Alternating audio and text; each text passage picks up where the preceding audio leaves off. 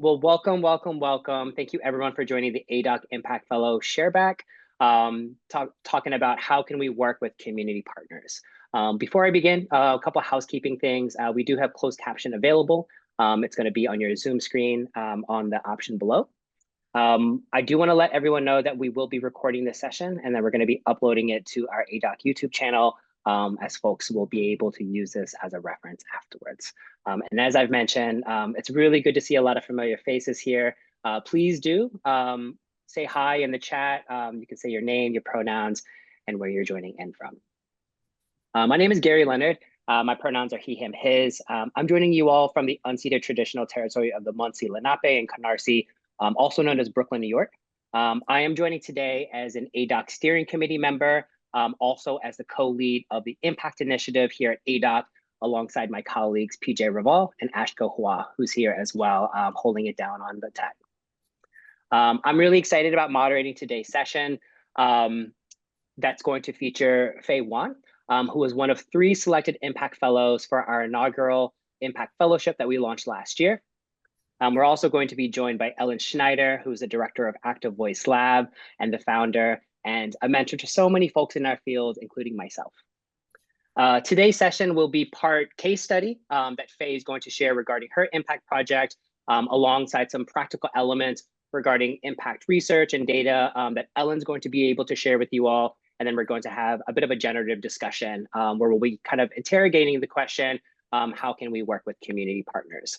I do want to mention that we have allocated about 10 minutes towards the kind of latter part of our session for questions and answers. We want this to be interactive. And so as folks are hearing and listening, be thinking about your questions, and there's going to be space for that as well. And big shout out to Lailani Gadia, who's helping with tech, and again, Ashko Hua. Before I jump in, I want to give a little bit about kind of ADOC to help with the level set. So ADOC and ADOC's Impact Initiative, and a little bit more about kind of the Impact Fellowship. So ADOC is a national network that works to increase the visibility and support for Asian Americans in the documentary field. We welcome and include filmmakers and those who are working within the wider film ecosystem and the wider social justice ecosystem who self-identify as Asian American, recognizing that that in a definition is a bit porous and evolving in terms of how we kind of grapple with the identity that is Asian American. A little bit about the ADOC Impact Initiative while you all are here, what we're going to be talking about today. So a little bit about the work of ADOC thus far has really largely focused on kind of advocacy and representation within the nonfiction media ecosystem.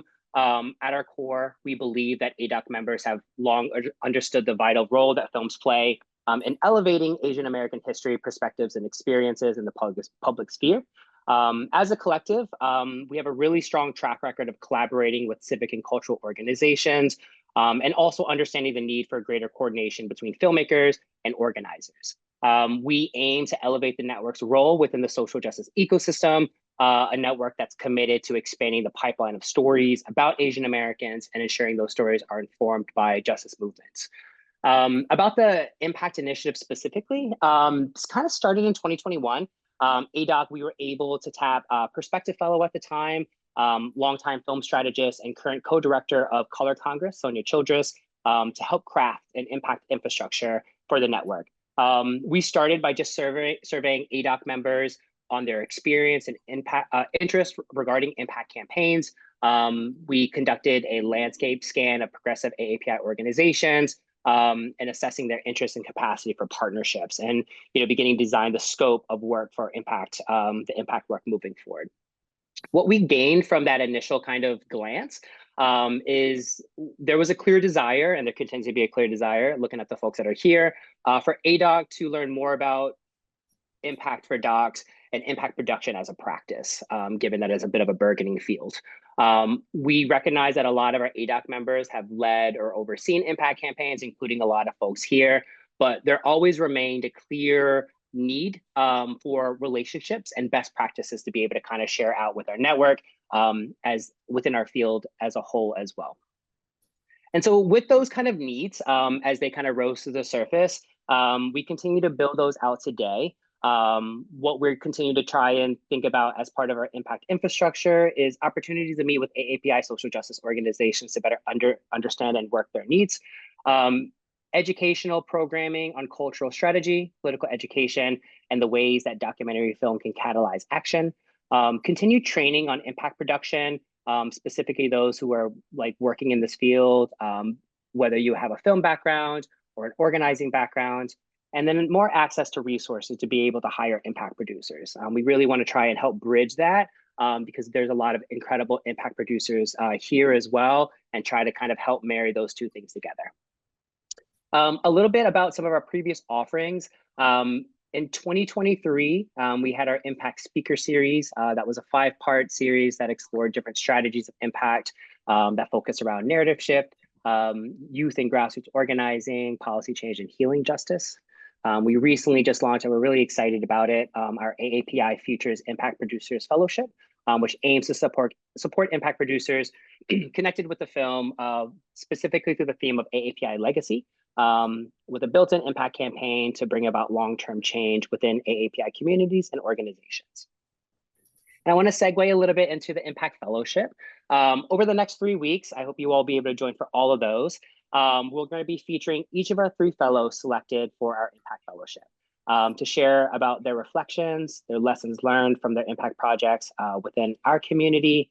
We just think there's not enough space for that reflection time, for that time to look back in terms of what we've been able to kind of accomplish, and to be able to sharpen our skills in terms of how we think about this work moving forward.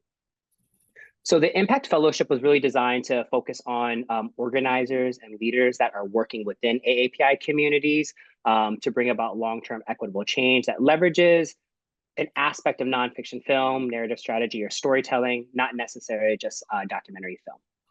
So I'm very excited to introduce our speakers for today. We have Faye Yuan, who is a New York-based curator, producer, and documentary editor. Her work explores socially relevant issues related to historical memory, diaspora identity, and climate activism. In addition to filmmaking, she's a curator for the Queens Memory Project, a community-led archiving program supported by Queens Public Library and Queens College, and the host of its multilingual podcast about Asian immigrant communities in Queens, New York. And then we're also going to be hearing from Ellen Schneider, as I mentioned, is the director and founder of Active Voice Lab. Drawing on decades of hands-on experience, Ellen has pioneered strategies, frameworks, and other resources that have helped shape the sphere of social impact media. As a producer of the PBS series POV, she introduced models that measurably increase the power of independent documentary in public life. In 2000, she founded Active Voice Lab, one of the first teams to leverage story-based media to put human faces on complex social and policy issues such as immigration and juvenile justice.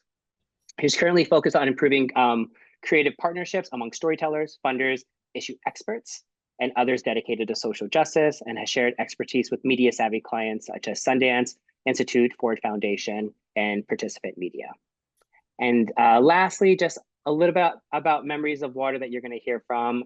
Faye is going to dig into it, but this is a neighborhood oral history and podcast initiative that simultaneously convenes 2 climate discussion groups, which aims to reimagine a future in which our neighbors can thrive in the face of a changing climate. Northeast and Southeast Queens have some of the most flooded blocks in New York City, where Asian immigrant families face severe risk of climate displacement.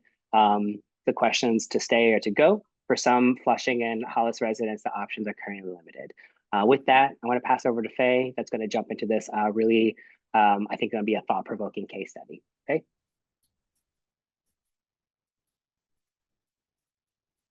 Thank you, Gerry. Can everyone hear me? Great. Okay, so as Gerry mentioned, my project is a neighborhood oral history and podcast project, specifically looking at 2 communities that frequently experience flooding in Queens. While I can't believe we're almost at the end of this 1-year fellowship, time just flies. I'm very excited to share with you all today what this oral history and podcast initiative has looked like in practice, sort of a behind the scenes look at what I've done to build partnerships with local community groups. I'm also going to be sharing some reflections and challenges and what I've learned in the process of doing this work. So first, a little bit about me. My day job, like Gerry said, is I work at the Queens Public Library as the curator of the Queens Memory Project. Queens Memory really started as an oral history collection. It was a partnership between the library and Queens College.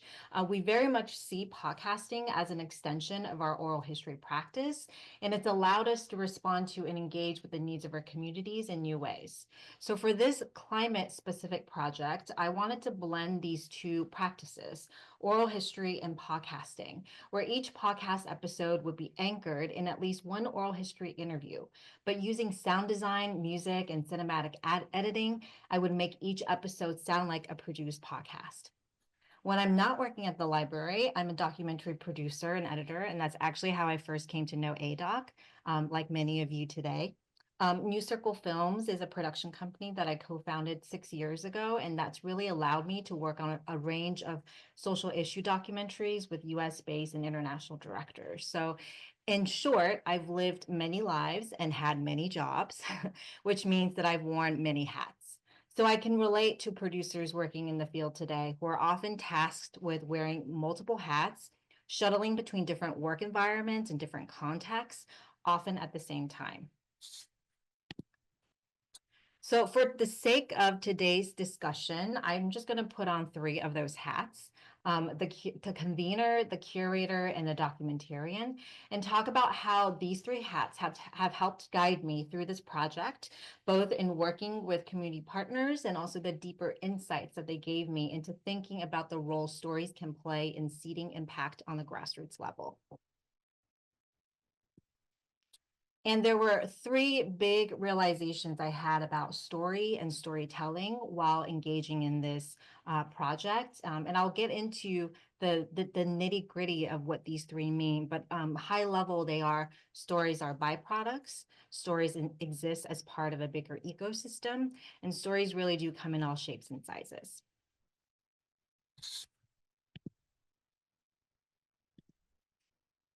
So in case you're wondering why this project is called Memories of Water, I was very inspired by this Toni Morrison quote. If we could just pull that up, thank you.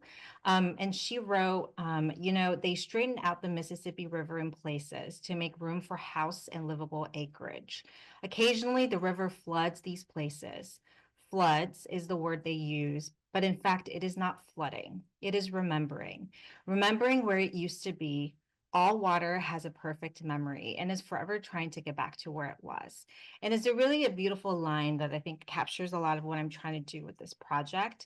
And I encourage you, if you read Toni Morrison, she's very poetic. And she goes on to talk about how writers are the same way, that remembering where we were, the way back to our original place is what we do. But back to water, what we have here is a map of New York City through the ages. So on the far left, this is a map dating back to 1609. And you can see that New York City used to be a very lush and verdant place. So the green are the tidal marshes along the coast. And then the light blue is all the historic wetlands and streams and creeks that used to flow through our city.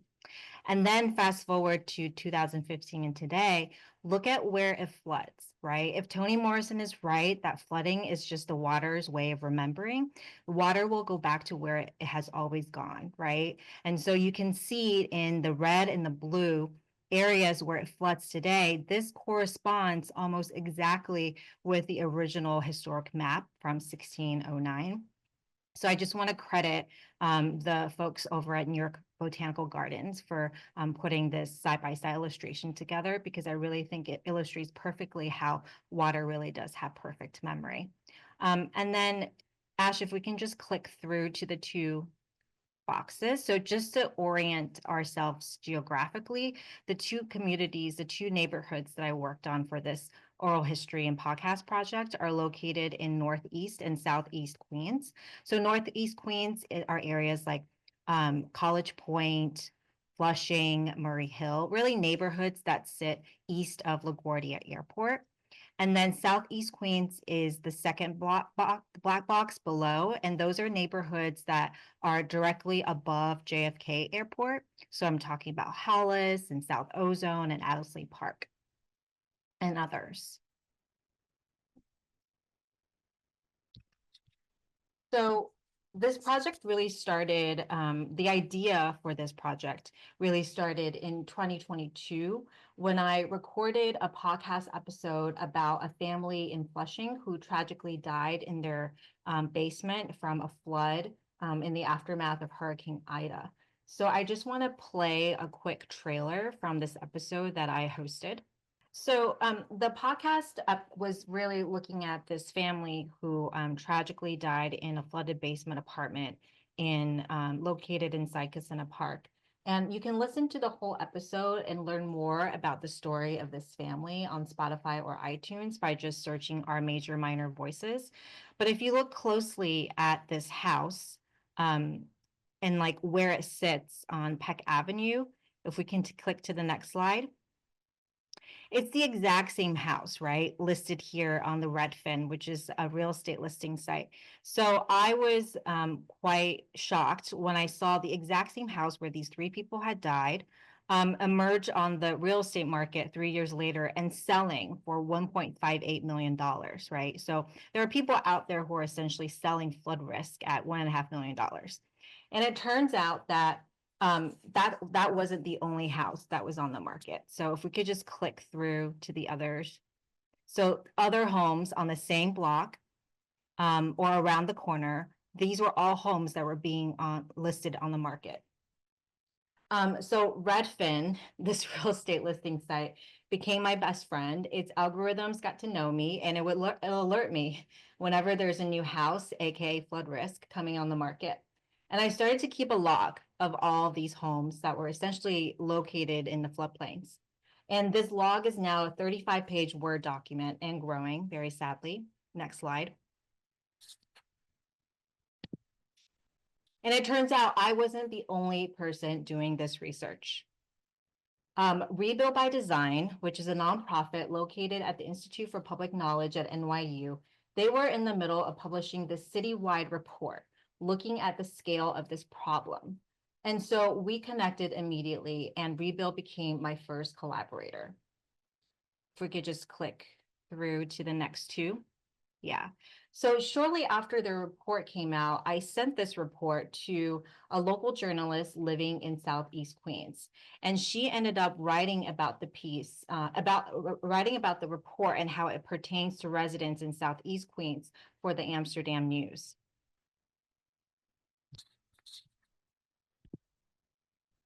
And that local journalist, her name is Roxanne. And I had just asked her to produce this episode about flooding in Southeast Queens with me. And after she interviewed Rebuild for that story in the Amsterdam News, I decided that it was time to bring everyone together in person. So I reached out to the Cambridge Heights branch of the library, which by the way is located in Southeast Queens. And I asked to use their space for this first convening. So that's the flyer that you see on the right here. And they said, the library got back to me and said, to be honest, we haven't done much climate programming and we have no idea who would come to such an event. Do you have your own promotional channels? And I said, don't worry, we got this. And I asked Roxanne, the journalist, to use her community contacts to help me co-organize this panel. And the panelists that we recruited, they ended up bringing their own people, their community to the event. So a special shout out to ADOC for really believing in this from the beginning, because your support made these gatherings and these important conversations possible.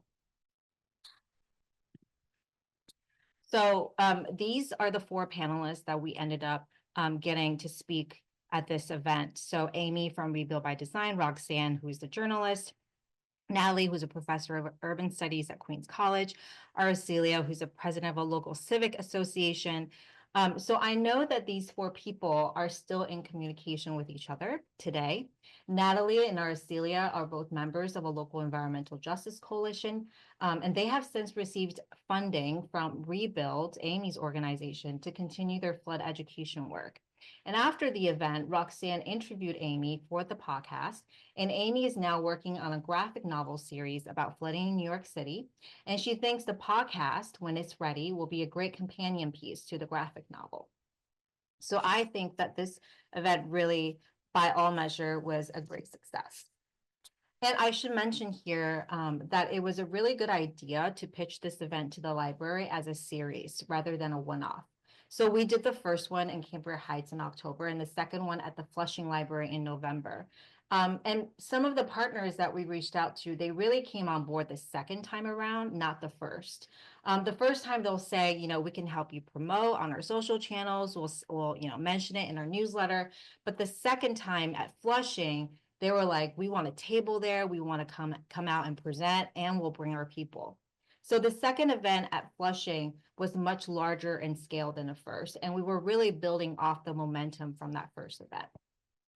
We ended up having 7 nonprofit partners come out to do tabling, in addition to partner-led presentations, which were conducted in English and Chinese. So I made sure to have a translator there doing live translation of the presentations.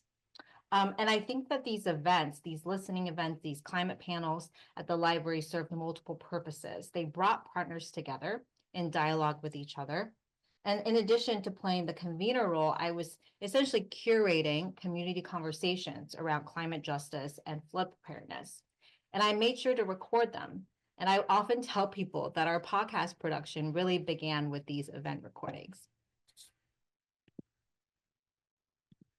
So I had wanted, if we could just click so the quote appears. Thank you. Initially, I wanted to record these conversations because I thought something someone said could later be used in the podcast. But it turns out having the recording, just this documentation, also helped some people in the audience do their advocacy work. Like it just gave them something to link to when making their case to, say, like a local community board. Because not everyone has access to video and audio equipment, right? So this actually leads to my first and second takeaway because I think they're really connected. Stories are byproducts of people's lived experiences.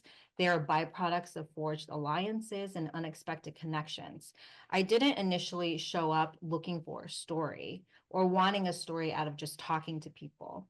I wanted to create the right conditions for people to be in direct and honest dialogue with each other first before posing that question, right? So stories, I would say, they do not exist in silos or in a vacuum. They definitely emerge. And when they emerge from inside an ecosystem or inside a community, in this case, the storytelling becomes much more rooted and grounded in community. But I think, I had an earlier slide talking about how I was really in research and event planning mode for 2 years. So I also want to acknowledge that this work really takes time, right? Because it took me 2 years of research and event planning before I got there. Yeah, so. Last but not least, I want to talk about my role as a documentarian, specifically some of the observations that I've made over these last 3 years. So the big one is really about how community perceptions about climate justice and climate disaster really varies across these 2 neighborhoods. What they both have in common on the surface is that they are both communities of color. They both experience frequent heavy flooding, and they in both places suffered tragic losses during Hurricane Ida. And that's really where the similarities end. Can we just pull up the 2 quotes? Thank you. And also the ones from Southeast Queens. Thanks. These are some of the testimonials or things that I've gathered from talking to people who live in these communities. So in Southeast Queens, we're seeing coalition building among civics and neighborhood groups. There are real signs of effective collective action. We're seeing longtime Black residents allying with their Indo-Caribbean neighbors and also the newer South Asian residents. The Southeast Queens Residents Environmental Justice Coalition was formed while I was doing this research. And by contrast, in Northeast Queens, we're still kind of at the awareness building stage with the Chinese immigrant community. And the library now is hosting more climate programs, but outreach and attendance remain challenging. There are the environmental educators at Queens Botanical Garden. They were actually in the audience when we hosted the climate panel at Flushing. They're now implementing new curriculum, teaching middle school teachers about flooding, including the ecological history of this area. But I think for this large immigrant population in Flushing, these are people who are really just like very busy surviving, just getting by. And many of them, especially in this climate, are they will not risk speaking on the record because they're undocumented, right? And I should mention that I'm working with a very seasoned Chinese climate reporter on the Flushing episode, and she says that many residents will contact her after a major rain event to complain about flooding in their basement and whatnot. But when we then approach them, like for example, for this project, to be interviewed for the oral history and podcasts, they're much more wary and hesitant. And so I think building trust with this group is just taking much longer than previously expected. So last but not least, this is my last takeaway, and then I do want to open up for more of a conversation dialogue. I think that cross-platform storytelling is really what I've arrived at, and that I'm really thinking about stories from all these different dimensions and all these different derivatives. So, you know, if you think about it, at the end of this project, I will have four oral history interviews, 2 podcast episodes, behind the scenes event documentation, interviews with the producers about the making of, a trove of photographs. And now at the library, we're talking about turning a lot of these collected materials and assets into public art to engage with library patrons at future community events. So I think if you take kind of like the sum of all of that, what we're really building towards is a very community engaged archive that documents and preserves climate stories of paramount importance. And this sort of loops back to, I think, the mission of the Queen's Memory Project, the library, my employer, and which is all about preserving, right, and documenting. So I think of the work I do as like being a preservation partner to the library. And I think that, you know, when I see cross-platform storytelling being talked about these days, a lot of it tends to be in the realm of marketing. Like, you need to edit this down for social, you need to reposition this for LinkedIn or whatever. But I would say that I think it can be much richer than that. It can be developed as part of a socially engaged practice from the inside out. And I think the more generative and creative this practice becomes, I think the more organic connections can be made between storytelling and community building, civic engagement and public art, and much more.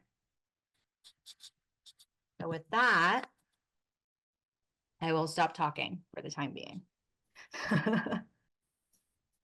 Thank you so much for that.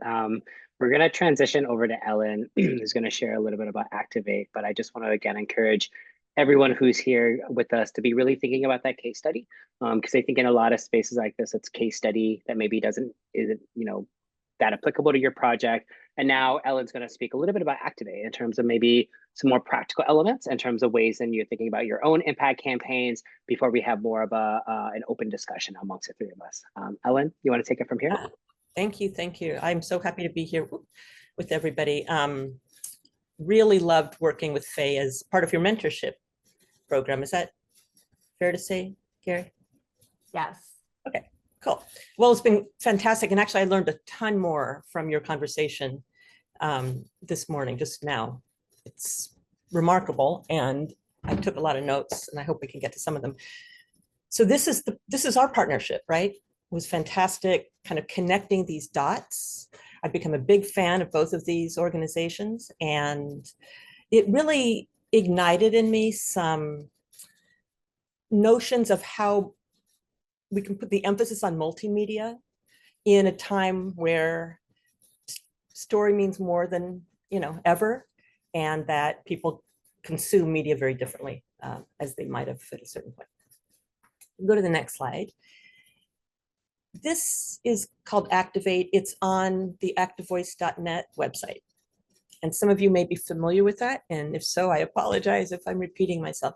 But basically, when we were doing campaigns at Active Voice, which started, we just were also celebrating our 25th anniversary. We found internally that the staff, which included Sonia Childress and Sahar Driver, and Shadi Salehi, big friends of ADOC, that we needed kind of a template for keeping our resources, our thinking, our strategy growing, and incrementally beginning to add ideas so that we actually had some solid, tactics and strategies coming through. And when we came up with these frameworks, it just seemed like they could be helpful to others, like people on this call. So that's what I'm going to give you a little bit of an overview of. And if you could go to the next slide, there's four, oops, oh no, you go back. Thank you. There's four pieces to the Activate process. They are, again, deliberately iterative. They're for teams to work together to keep moving, changing, growing, learning, testing, refining. But today we're going to just talk about two of the four, and that's the ecosystem of change, which we're going to talk about next. And we're going to talk a little bit about the Beyond the Choir framing exercise. So I urge you to go to the website if you want to apply your own projects or thinking to some of these ideas. The theory of change that underpins this from Active Voices perspective and mine is that stories are as important to change as organizing, as funding, as policy and research, and that if these sectors that have common objectives, and we'll talk about that in a minute regarding memories of water, if they work together early and transparently, these different sectors on their partnerships, that the outcomes will probably be better. And I use that kind of cautionary language because I'm really a fan of transparency, that when we talk about our work, we are open, that we can find an environment where it's okay to share what doesn't always work, as I think you did a really great job of, Faye, throughout our conversations, so that we all learn. And so creating that learning environment is something I know ADOC does, and I am just really grateful to y'all for doing that. But I know this can sound like a lot, and it is, but again, you guys, if you're storytellers, my vision, my hope is that someday you can really just focus on telling a story, and that you have funders who are really good at writing checks, and that you have policy people that are working towards a similar end. And if you go to the next slide, this is what we did very quickly, Faye and I, to use to kind of show you how her ecosystem kind of played out. So she rewrote each of the sectors. So she's got advocacy, libraries and culture. You can read the rest yourself. And she, just by nature, just by her own sense of connection and strategy, started to reach out, I guess, early on. Right, Faye? You've been doing this part. That's kind of what this is, deeply about. And to keep track of what they were bringing. And it sounds to me, particularly when you talked about Rebuild by Design, that Rebuild, in working with you, and I want to hear more from you about what happened, was able to reach ideas and people and circumstances that they would not have without the story. And also you said that you were doing similar research, so how great that you found each other so that you didn't have to duplicate effort. So these are kind of some of the building blocks of a good, transparent ecosystem. It's not always perfect, but do you want to say anything else, Faye, about pick out a partner, or how you're thinking about sectors that show how this was applicable for you? Yeah, I mean, I think I just got really lucky there in the sense that Rebuild is founded by a former community organizer. She had gone into government and worked in policy, and now this is her nonprofit that she started, and it's really a small team. So I wasn't dealing with bureaucracy or administrative burden from day one. And she really, I think, understood kind of how we can complement each other's work. Her report to me was incredibly valuable in the sense that, I was looking at one zip code in Flushing, and she was able to extrapolate that out for the entire city. So she scaled up the impact, right? The visibility of this problem that I was seeing very early on. And I just saw that as being incredibly valuable for people working in climate, activists working in climate. And so that's why I invited her to the Southeast Queens Climate Panel, because I think a lot of these advocates, they were working very locally, across neighborhoods, across zip codes nearby. And Amy was able to bring in that citywide perspective, which I think then lend to a lot of cross-pollination. Yeah, sounds like it. And were you able to use any of the content in the context? I mean, I know you're a curator and convener, but did you include in those events, once you had content some of the stories or the podcasts? Yeah, so I would share that in the intro, or like when I would intro, do my like Queen's memory spiel, and I would intro who I am, why I picked these people, I brought them together, and I would share some of the stories from the community, but also like they know, right? Because like they live through this, and they know like where it floods, and they spoke and they've heard these stories like so many times. But one thing that I was really happy about is Roxanne at the time was writing for Amsterdam News, and she had brought these like just a stack of newspaper that she laid out on the table, and like everyone who came like grabbed a copy. I mean, just like working at the library, I'm always nerding out about newspaper and how people still read them. But she brought out the newspaper, and the story in that newspaper was actually, you know, that story that I showed in my presentation, and she was using Amy's data, and so Amy was very happy about that. But she was the rebuild report didn't have a specific section on Southeast Queens. Like Roxanne did the follow-up reporting and asked Amy to specifically extrapolate data for Southeast Queens. So it just served that purpose. That's remarkable. And again, don't get overwhelmed, friends, by how much you did. This did take 3 years, and I'm sure there were other partners that you thought would be perfect, who either didn't have the capacity, you know, because no one, we can't assume that every organization knows how to use storytelling. It's, you know, it's not necessarily a new skill. That's always been the way people have communicated and mobilized each other. But in terms of the infrastructure and the organizations, they may just not have this, you know, skill set or interest. There are people who don't think that it's actually, you know, as effective as their own content or just the data.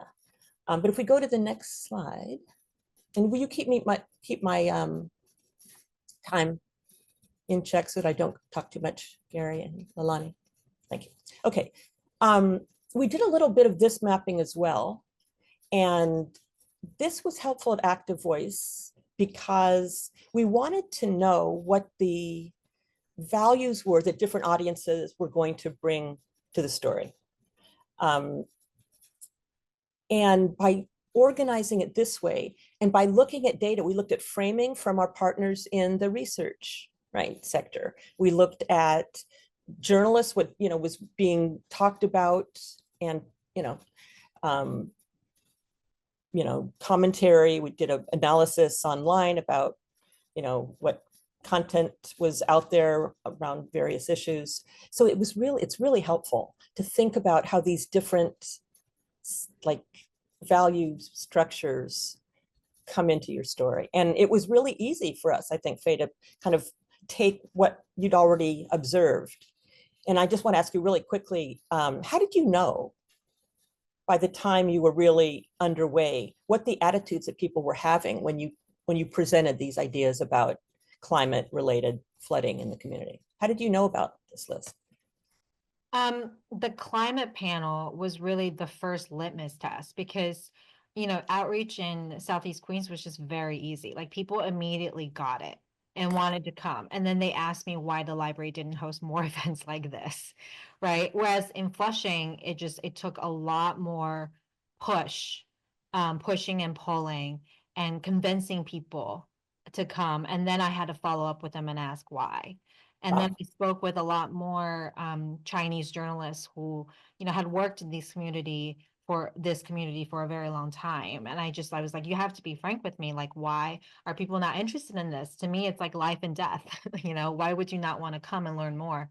And so they gave me these observations that I then like sort of informed my thinking about, you know, who's beyond the choir and who's in the And, you know, let me just say that when we were doing this kind of framing, we believe, and I think many of you would agree, that the content that you're creating can be incredibly mobilizing and engaging and give people who agree with the ideas in the film or the characters, your protagonists, people in the film, that it can really mobilize. It can build credibility and authenticity.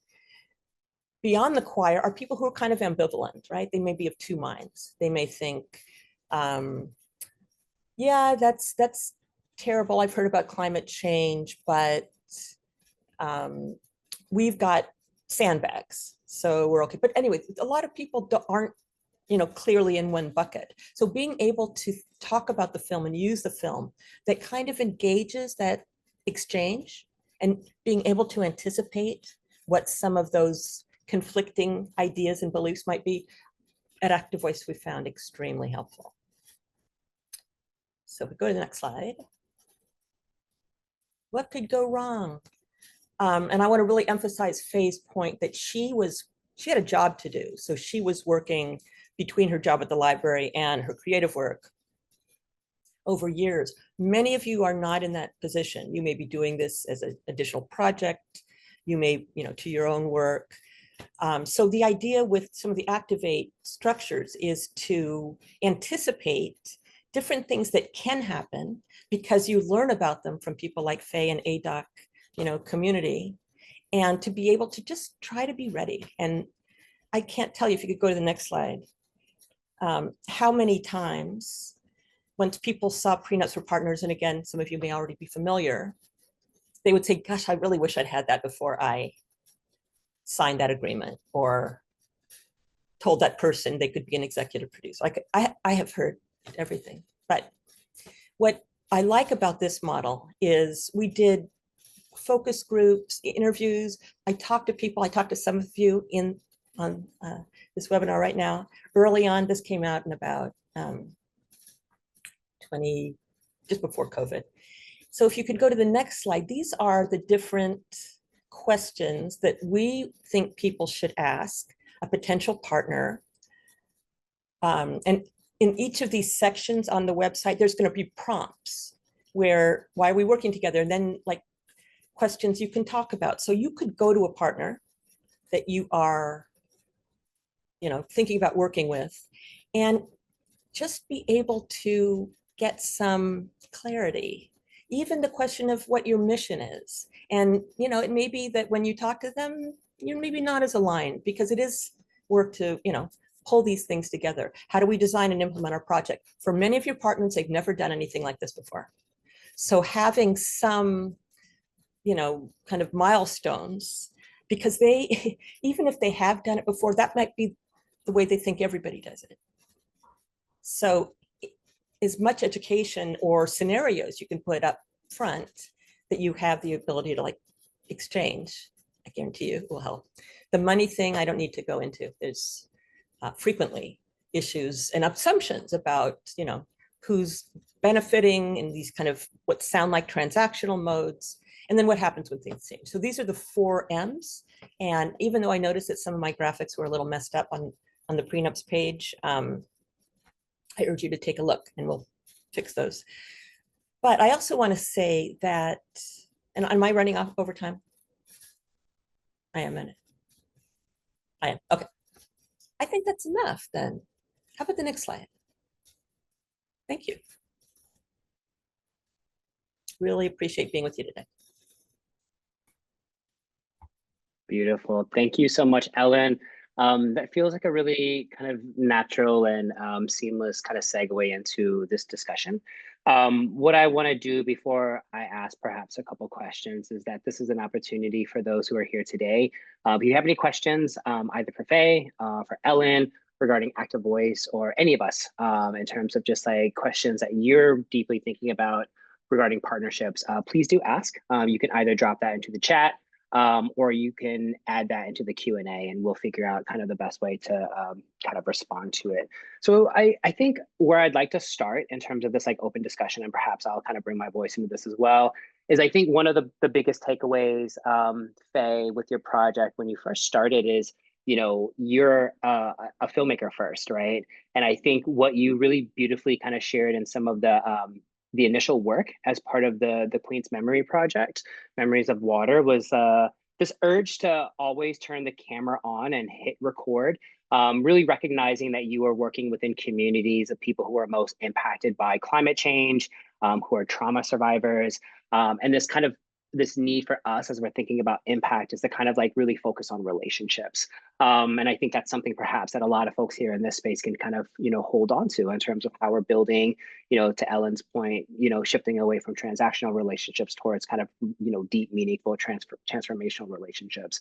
And then I really loved what you shared, Ellen, in terms of kind of that Venn diagram, that kind of like, plugged and pieced in pieces around Faye's impact work into kind of those like aspects of it. And then I love the 4 M's regarding mission, method, money, mobility for partners. The question that I have for you all is, I couldn't think of an M to kind of fit within this, but I'm really thinking about evergreen long-term partnerships. I think for many people who are on this call and for a lot of impact producers and filmmakers, a lot of the partnerships are in fact kind of centered around an impact campaign. It's centered around kind of the moment in which you're trying to kind of forge that relationship, even if it's, within intentions that are like deeply rooted.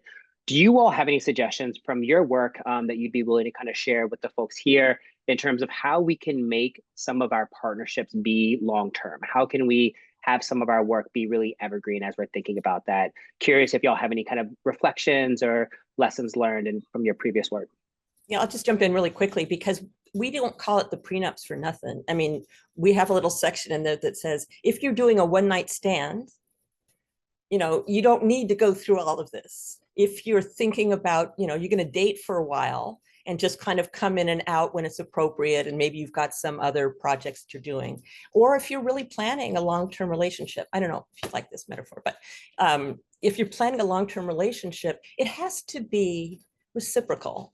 So that comes from those kind of, connections and learning together. It is insufficient for the creative to desire long-term if it's not essential. And, that's why learning together, the peer learning part of this, I think is really, really important.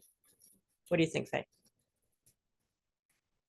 Amy, I think that's right. And I would just add that I guess in the library world, everything is long term because like archiving is it's like long memory. It's not short-term memory. It's not near-term memory that we're interested in. It's just the work of like library workers. It's all like it's on a different, it's like geology time, it's just like on a different time scale. So that's why at the end I was kind of talking about cross-platform multimedia storytelling as part of this like community archiving project, and thinking of your like whatever you're making, whether it's film, podcast, or whatever, as you're stewarding this archive. You're the story keepers, you're the gatherers, you're the keepers, and what you're stewarding is really like a participatory archive, and then that I think will plant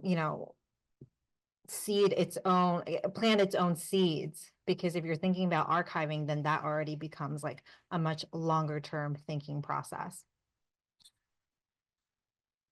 Yeah, this is really a love letter to libraries. I love that. I love the participatory aspect of it. I love the reciprocity of it. I love the idea that I think in so many ways it's like the kind of the ecosystem relationship piece. I think for a lot of that, if you're doing it with the intention that you're, it's impact, yes, but you're changing hearts and minds, but you're also hoping to kind of change conditions. You're hoping to redistribute resources. You're hoping to actually, use the tool that is film in this case, or podcasts, to be one aspect of other kind of cultural strategy that I think kind of the ecosystems approach really kind of gets at. I also think just like thinking about how we can lift up some of the work of partners too. Are there opportunities that you can kind of like share out their work? Are there ways to leverage their work? Is there an opportunity to bring them on like in an advisory council role? I think there's other ways that we can think about partnerships that are all not just rooted in kind of like the impact piece to it. I do really recommend the prenups for partnerships. I think there's really great stuff in there. Please keep asking questions. I have a couple more, but I want to get to a question that was asked here that I like. I'm curious to hear what folks think. Hi, Prerna. How do you remain accountable to your goals? Do you also have ideas, tools around how to bring accountability for partners as well, and the filmmaker partner relationship? I actually had a slide on this and I didn't have time to, I took it out because I thought that it would come up in the Q&A. So whoever asked that, thank you for asking.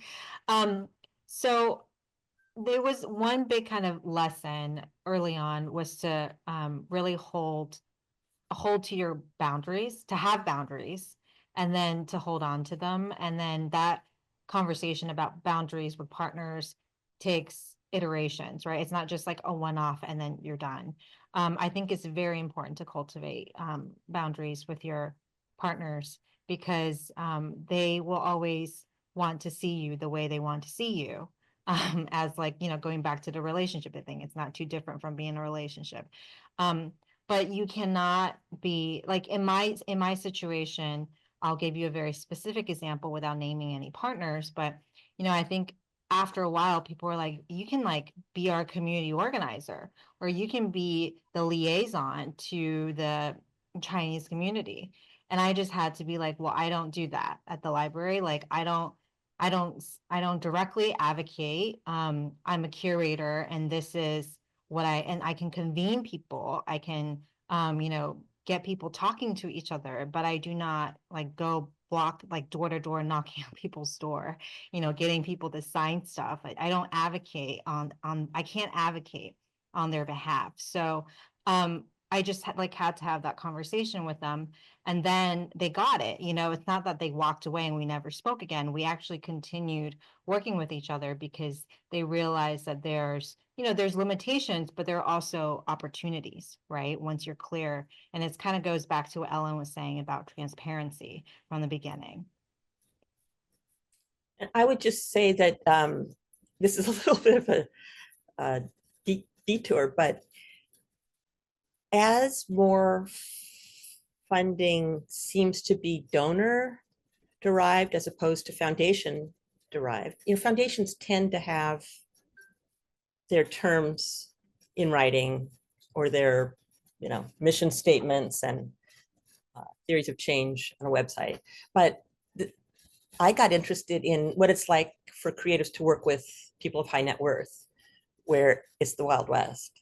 And so I've started little prenups for that because it's really sensitive. So if any of you have been in a situation where, you know, your partner or potential donor has expectations that you could not have imagined, hit me up, because I hope at some point to be able to publish something completely anonymized. I want to bring this up. I do worry that I don't want to kind of take us down too far of a rabbit hole, but this came up during a conversation at Movies That Matter, which is a film festival in the Netherlands as part of their Take on Film and Impact segment. I think is what we're seeing around the world in terms of just kind of the onslaught of censorship, kind of this like anti-DEI rhetoric, as we're facing just like forms of just straight up authoritarianism and fascism. I think in so many ways, especially as kind of the funding landscape, as it pertains to kind of the film space shifts, I actually think in ways impact kind of the way that it is positioned is really uniquely positioned, and where I think I've seen really beautiful, funding collaborations where film teams and organizations can kind of go in outside of just kind of funding landscapes. I think folks here that are joined in the audience have some really beautiful examples in terms of thinking about alternative forms of distribution. So I actually think in a lot of ways, impact, yes, we're talking about partnerships, but thinking even more deeply about that, I think actually there's ways to almost reimagine and kind of collectivize the ways that we're really thinking about impact. I think partnerships, yes, for impact is great, but I actually think right now the moment calls for perhaps something a little bit more innovative, and perhaps even ways in which we're like, thinking about this collectively. And I know Color Congress and so many other folks are doing brilliant jobs in terms of thinking about the infrastructure. So anyway, I say all that to say, I do think as you all are building out your impact campaigns, you're thinking about your partners, I think helping kind of build up the infrastructure is really needed in this moment. And I just would really kind of encourage that too. Another question, thank you. The question is, would you be willing to share resources for how to draft documents, prenups, for working with high net worth donors? I would love to talk to anybody about this as we, continue to shape something. So check in with ADOC about how to contact me, because we haven't released anything yet. it is genuinely sensitive. And I've been so lucky to have fairly deep conversations with both creatives who have sought, new executive producers or, impact investors. I mean, there's so many different models now. And I really appreciate, Gerry, you're bringing up like the awareness of transactionality, because we're moving in a very market-driven direction. And I think being aware of that and holding space for really the movement growth, the relationship development, the justice future it's not easy, but we need you. Thank you. What I will say, I think what we can do, thank you for asking that question. I think we can share all of our emails. I can collab with Ellen, my day job at Working Films. We have some kind of MOU agreements that could also perhaps serve a purpose in terms of how you're thinking about some of these agreements with donors. So yeah, I think any one of us can support around that. Cool. I think perhaps we have time for one more question. Thank you again for asking this. Faye, could you share your timeline? Did you have any hard deadlines, how you move between phases while acknowledging that there may be overlap between phases?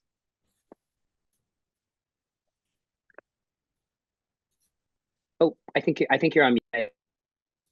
Sorry, I didn't have deadlines on the clock. I had like climate kind of moves with the weather. So like there's some things that you can only get in the summer and in the spring. There are other things that it's better done in the winter. So like, asking people to convene in the summer at the library would just be very hard. Actually convening during October and November was a really good idea because we would have just come out of a hurricane season. November, we were in the middle of a drought. So I think that just like thinking about weather patterns, I don't know if this is where you're going with this, but these are kind of like the deadlines that I'm syncing up with. Like there's these time on the clock deadlines, and then which is actually ADOC, this program with ADOC provided a lot of this internal structure that was needed for me to move my project from phase to phase to phase. But in terms of like organizing and putting on my 3 hats, I was really listening to the weather patterns. And just, if you're living in New York City, we're seeing all kinds of extreme situations, whether it's extreme rain or extreme heat or extreme drought. So. Perfect. That makes me think you should have a rain hat logo also on your beautiful presentation, as you're eating many hats. I like that. I agree with the rain hat. Well, I think that concludes us. Thank you so much, Faye, for sharing that really thought-provoking and brilliant case study. I think this field needs more case studies in terms of kind of a bit of a how-to and kind of the overall outcomes in terms of what you were able to accomplish. Ellen, thank you for those really kind of salient ways to kind of think about frameworks in terms of how we're thinking about ecosystem change, how we're thinking about partnerships, and this ongoing analogy that we have around relationships being part of partnerships. And thank you all for being here. Again, this is the first of 3. Come join us next week. Will be Vivian, who's going to be sharing a little bit about her project, No Arena in the Heart of Our City, followed by Taz, who will be sharing about the LA South Asian Radical History Map and Driving Tour. But again, thank you all so much for being here. The recording will be shared on the ADOC YouTube. Otherwise, I hope everyone has a really beautiful day. And thank you again to our panelists. And also Lailani and Ash, who helped with tech. Thank you, guys. Thank you, ADOC.